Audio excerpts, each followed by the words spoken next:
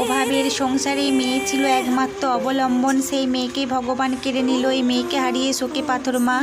পুরো ভিডিওটি দেখার অনুরোধ রইল তোমাদের কাছে। মেয়েটির নাম আলপনা। সোশ্যাল মিডিয়াতে মা ও মেয়ে দুজন মিলে কমেডি ভিডিও বানায়। ছোটবেলা থেকেই অনেক কষ্ট করে বড় হয়েছে আলপনা। আলপনার বাবা নেই, মা লোকের বাড়িতে কাজ করে এই মেয়েকেই মানুষ করে চলেছে। আলপনা একটু বড় হতেই ভালোবেসে পালিয়ে বিয়ে করার জন্য শ্বশুরবাড়ি মেলেনি তার জায়গা, তাই এক প্রকার বাধ্য হয়েই সে মায়ের কাছে থাকে। আর মায়েরও ওই মেয়েকে ছাড়া আর কেউ নেই। তারপর থেকে আলপনা, ওর বর আর আলপনার মা একসাথেই থাকতে শুরু করে দিল। অনেকেই আলপনা আর ওর মাকে শাশুড়ি বৌমা ভাবত, আসলে ওরা মা ও মেয়ে। ওনাদেরকে এত মানুষ চেনার কারণ একটাই কারণ, ওনারা খুব ভালো আর মজার হাসির ভিডিও বানাতো। ইউটিউব ফেসবুক মিলে লক্ষ লক্ষ ফলোয়ার্স তাদের। ইউটিউব এবং ফেসবুক থেকে ভালো টাকা ইনকাম আসতে লাগলো।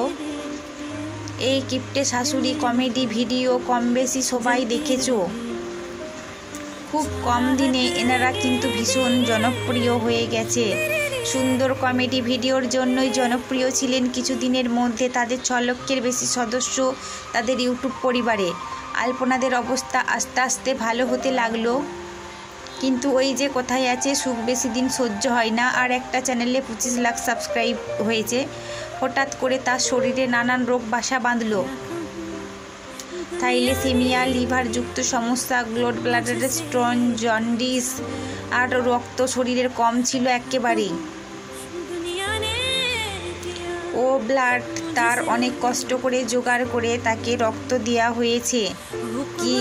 কিছুদিন বেশ ভালোই ছিল। খুব তাড়াতাড়ি বাইরে যেত তারা ডাক্তার দেখানোর জন্য। সব ফলোয়ার্সরা তাকে আশীর্বাদ করেছিল যে সে যেন খুব তাড়াতাড়ি ভালো হয়ে যায়, কিন্তু ঠাকুর কারোর কথা শুনল না। সুখের দিনে ঠাকুর মেয়েটাকে এইভাবেই কেড়ে নিল। ভালো মানুষকে ঠাকুর বেশি দিন বাঁচতে দেয় না।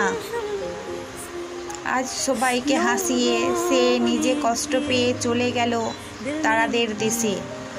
সে আর কখনো ফিরে আসবে না। মেয়েকে হারিয়ে আলপনার মা কান্নায় ভেঙে পড়েছেন। আলপনা আর তার মায়ের সাথে জুটি বেঁধে কমেডি ভিডিও আমরা আর কেউ দেখতে পাবো না। আলপনার আত্মার শান্তি কামনা করি।